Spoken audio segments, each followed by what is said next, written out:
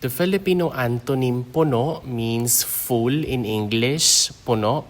Walang laman is empty, walang laman. Puno, walang laman. Puno, walang laman. Puno ng tao ang plaza. It means the plaza is crowded or the plaza is full of people. Puno is full and then tao is a person, people. And then plaza is a plaza. Puno ng tao ang plaza. Ang kahon na ipinadala ay walang laman. The box that was sent was void or is empty. Ang kahon is a box and then padala is like sent. Wala means nothing, none. Laman is like it's like something in there. So ang kahon na ipinadala ay walang laman. Puno na ang aking dibdib sa saya.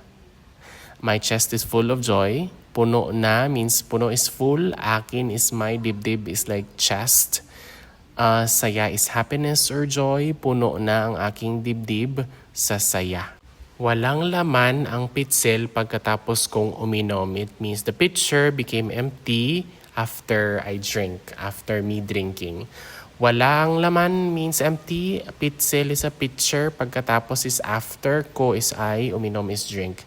So walang laman ang pitsil pagkatapos kong uminom. And that is all for our Filipino antonyms, puno, which is full in English, and walang laman or empty. Puno, walang laman. Puno, walang laman.